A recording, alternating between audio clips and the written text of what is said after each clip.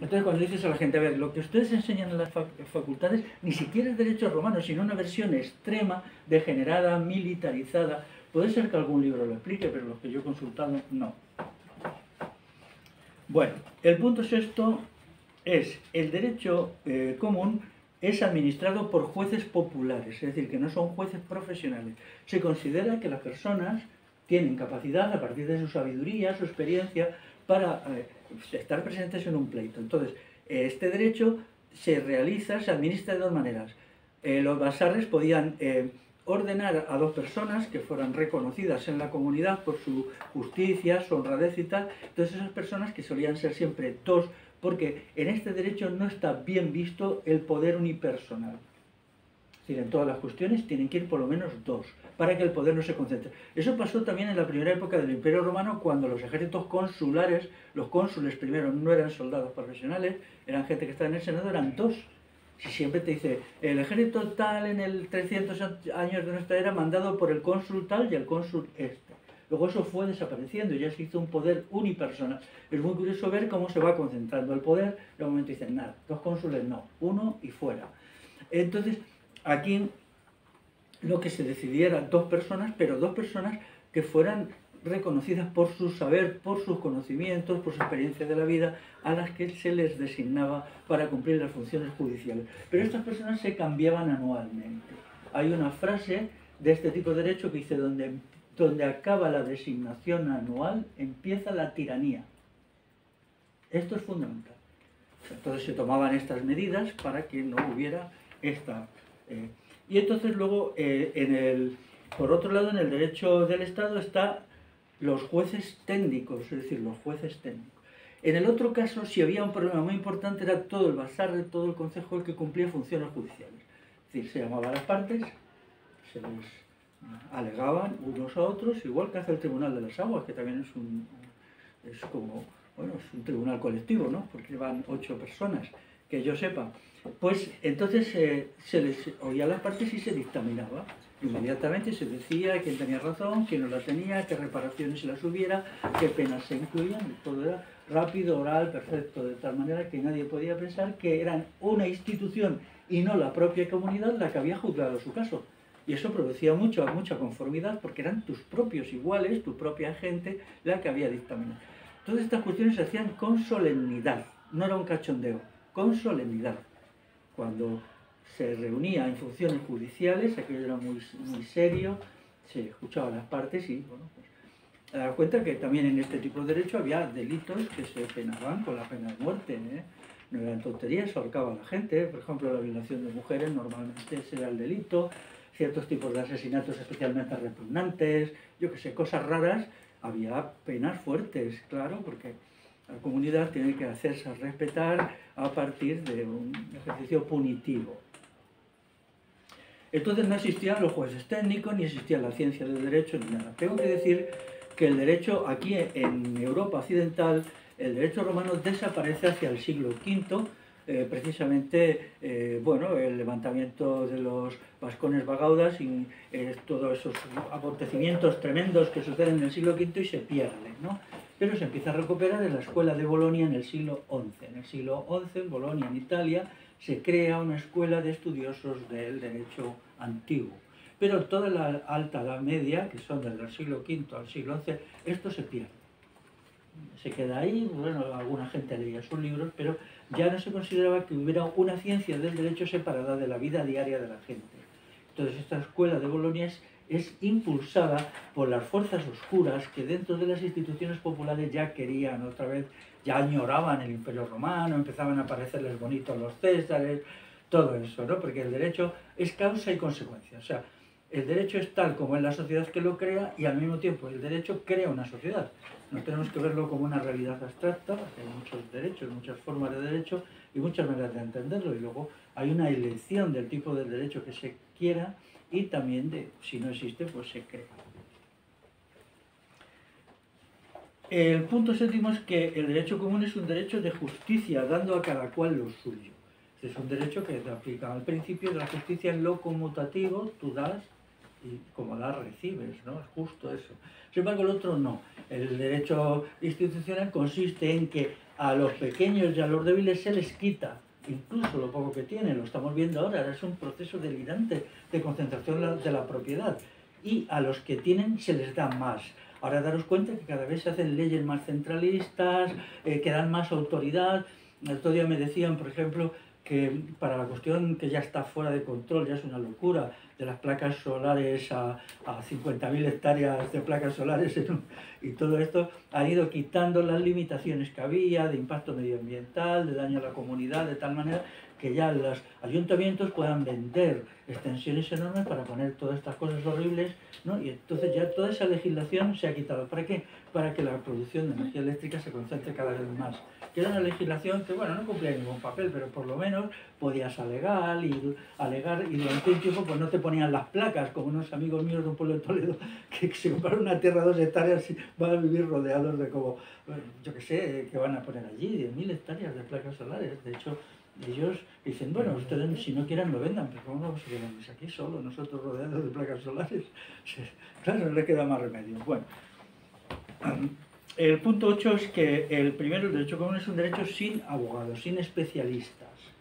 Es decir, cualquier persona puede alegar, puede explicar. Y el otro sí es un derecho muy complejo, muy sutil, que tiene muchas utilidades, ¿no? El primero se emplea mucho el sentido común y los criterios morales. Tengo que decir que cuando se estudian los tratados de derecho constitucionario del tiempo de nuestros abuelos, del principio del siglo XX, por ejemplo, el que es citado de Ramón García Redruello, sobre derecho aquí en Vascongadas y Navarra, ellos, otro de los errores que cometen es que no diferencian el derecho de los principios morales. Es decir, ellos te lo mezclan todo el rato conjuntamente, ¿no? Y entonces no diferencian bien cuál es la norma jurídica, que la norma jurídica siempre es aquello que estás obligado a hacer porque hay una sanción si no lo haces. Mientras los derechos, la norma moral no es así, la norma moral es algo que haces porque quieres, ¿no? Por ejemplo, cuando los trabajos de Solán en todas sus muchas expresiones, porque los solar es complejo, obras públicas, ayuda a otros y tal, ¿no? ¿Dónde es lo jurídico y dónde es lo moral? Y esto no queda claro en ninguno de los tratados. Pero esto es muy interesante al mismo tiempo porque nos explica que este tipo de derecho está relacionado con criterios morales muy interiorizados, mientras que el otro no. La sociedad actual es una sociedad que se mofa, que se giña en la moralidad, que piensa que la moralidad es una antigualla del pasado que hay que pasarla por aquí ya. Entonces, ¿por qué? ¿A qué nos ha llevado esto? Una sociedad completamente centrada en la represión y la coacción. Es decir, lo único que hacemos las cosas es porque si no, nos castigan.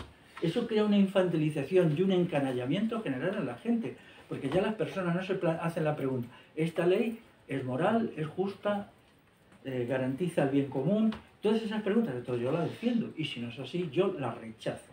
Entonces esta cuestión ya no, porque la haces o te castigamos.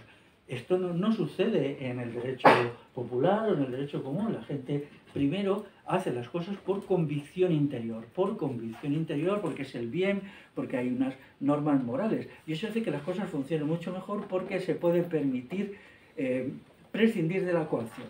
Es decir, en una sociedad gobernada por criterios de este tipo de derecho, la coacción es mínima, y eso es de lo que se pretende, ¿no? De tal manera que el derecho se hace mínimo y la moralidad se hace máxima.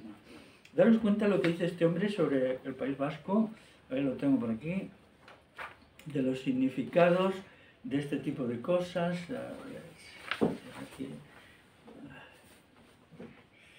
Dice textualmente, leo textualmente lo que dice. La inmensa mayoría de los caseríos vascos, como los edificios públicos, civiles y religiosos, han sido construidos por el trabajo colectivo de los vecinos de cada localidad. De cada localidad. Luego, esto demuestra la eficacia, pero la cuestión que sería plantear, si nos ponemos un poquito, diría yo, pijoteros, pero esto se hacía porque había unas normas que la gente las cumplía, porque si no había una coacción, aunque fuera pequeña, o se hacía por la voluntad de ayudar como estado moral del sujeto. Pero daros cuenta de lo importante que es esto. Ahora, ¿qué ha sucedido? ¿Qué queda de esto?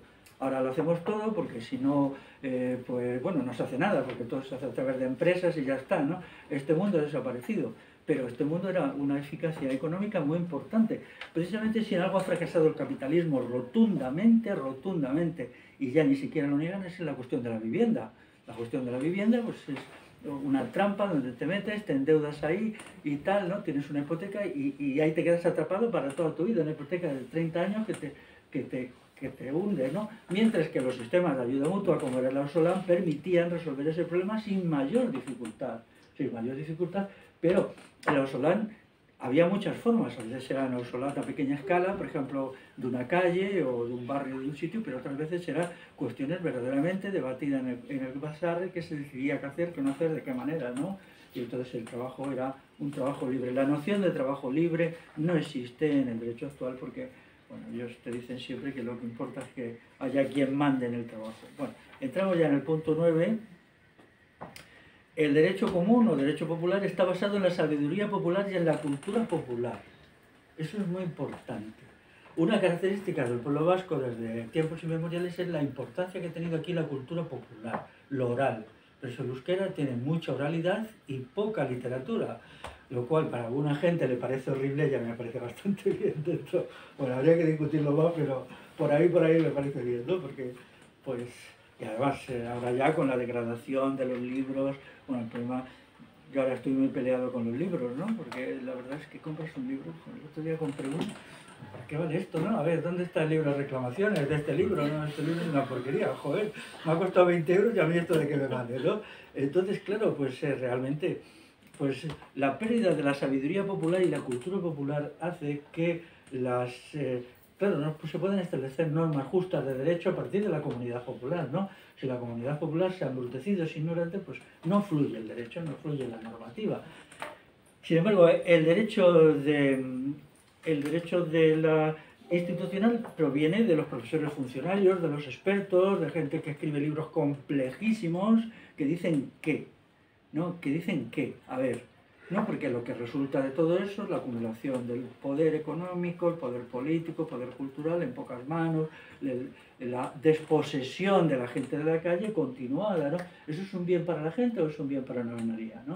Entonces, y luego el punto 10, que ya lo he dicho, pues es que mientras el derecho común es un derecho moral, de ahí los términos economía moral, que es el que se emplea, ¿no? O economía moral, sometido a las nociones clásicas de virtud cívica y virtud personal. Virtud cívica y virtud personal. O sea, eso todavía aparece en Cicerón, cuando él escribe su libro sobre el derecho, sobre la república, que le costó la vida. O sea que, aunque Cicerón era bastante golfo, ¿no? Pero bueno, en otras cosas, ¿no? Pero bueno, cuando llegó el momento y los matones que mandó Marco Antonio a matarle, él se portó con dignidad. Otras veces no tenía mucha dignidad, a pesar de que era muy buen orador, ¿no? Lo único que le dijo, bueno, pues me vais a matar, por favor, hacedlo rápido, cortéis la cabeza rápido, a ser posible de un tajo para no sufrir mucho, ¿no? Y así lo hicieron, ¿no? Pero daros cuenta cómo cambia el derecho a través de guerras civiles, aquello fue una guerra civil con batallas incluidas y tal, ¿no? Porque había gente que pensaba que el mos maiorum, o sea, las costumbres de los antepasados, era lo que verdaderamente daba sustancia a los romanos, ¿no? Y que entonces lo que proponían los partidarios de un golpe militar, que eso es lo que hizo Augusto y estos, era la constitución de una sociedad basada esencialmente en el derecho y no en las nociones de virtud cívica, lo que han hecho nuestros antepasados, el bien moral, el bien común, todo esto quedó apartado, ¿no? Entonces ahí hay un conflicto. Cicerón era un hombre muy rico, muy rico. Entonces, pero ellos comprendían que eso hundiría a Roma en algo que les causaba pánico, ¿no? Y bueno, pues dieron la vida por sus ideas y eso es bonito siempre, ¿no? El punto 10 es el derecho del Estado, pues es un derecho amoral. Cuando le preguntas a un jurista, oiga, ¿qué función cumple la moralidad? Como forma de organizar una sociedad mejor y crear unos seres humanos mejores. ¿Cuáles serían los criterios? ¿Cuál serían las normas? Dicen, 3 o 4 libros sobre moralidad y ética que se publican en este país en castellano, que son todos refritos de autores antiguos, que si Candijo, que si... Vale, sí, pero a ver, ¿cómo sería hoy la ética en el siglo XXI? Dejemos las citas de los clásicos. Y luego yo... el punto 11 es que ese derecho, el derecho común, el derecho popular, socializa la sociedad, porque es un derecho de la colectividad. porque los criterios se debaten. Daros cuenta, por ejemplo, Bassarri, imaginaos que tiene que juzgar un asunto difícil, ¿no? En donde los vecinos están enfrentados por un asunto, ¿no? Y es un asunto extraño. Daros cuenta de lo que significa como esfuerzo intelectual colectivo para aplicar el principio de quién tiene razón y no la tiene, ¿no? Que es el principio fundamental, ¿no? Que tiene que ser apoyado y quién tiene que ser sancionado, o al menos se le exige que resarza del daño que ha hecho a la otra parte, ¿no?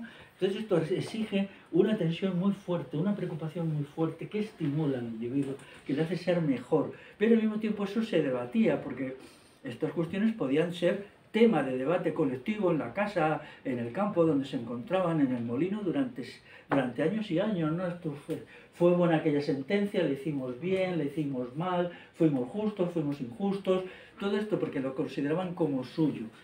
Y sin embargo, el derecho institucional es un derecho que fragmenta al cuerpo social porque le hace irresponsable. A mí me da igual, estos han ido allí, el juez o los magistrados han dictaminado y tal. Y el punto 12 y último es el derecho popular, es un derecho sin corrupción, puesto que quien lo hace es la propia comunidad, y el otro es un derecho donde hay profesionales siempre hay corrupción, porque claro, uno intenta, no siempre, no quiero decir que siempre, no, a veces, bien sea porque al Estado le interesa quedar bien, hacer un acto demagógico, bien también dentro de este mundo hay personas correctas, personas morales. Lo que son malos es el aparato institucional, ¿no? Y muchos abogados pues lamentan que las cosas sean así, pero es el aparato institucional y punto final, ¿no? Pero es un derecho donde hay mucha corrupción, en algunos casos pues corruptelas clamorosas, como lo que está pasando ahora con los molinillos y las placas solares, donde se está haciendo una limpieza de las leyes un poco que paraban eso, porque claro, ahí se está moviendo una cantidad inmensa de dinero. No sé si sabéis que para 2028 la Unión Europea quiere que en el territorio del Estado español se llegue a 1 millón de hectáreas. Esto es una catástrofe ecológica, 1 millón, sí. Una catástrofe increíble. Bueno, se ha creado ya, nada menos que en Málaga, un asunto, hay allí una comisión que está luchando, porque ellos lo entienden muy bien. Hay allí un río que se llama Río Grande y dicen lo dejarán sin agua, porque las placas solares para que funcionen bien hay que lavarlas continuamente con agua, porque el polvo las baja la eficacia. Entonces, como son tóxicas, ese agua se va para abajo, y entonces pues están pensando que su río, para un río que tienen que lleva agua, se va a quedar sin nada, ¿no? Entonces hay como un movimiento popular que cuando yo hablo con ellos por teléfono detecto un estado bastante grande de desesperación. Y yo realmente los casos particulares que conozco son así, o en Navarra mismo, como se está vendiendo todo el comunal para entregarlo a las empresas, a los generadores, bien que los ayuntamientos no pueden vender el comunal. No es suyo, no es suyo. O sea, eso es incluso ilegal con la legislación actual en la mano, pero lo hacen o lo arriendan por 20 años. Bueno, pues ahora la principal forma de privatización del comunal es a través de los aerogeneradores. Bueno, pues llegados a este punto, que es como la introducción así de golpe, como luego esto lo iremos desgranando, pues si os parece hacemos un alto de 10 minutos para descansar y esas cosas y ya seguimos.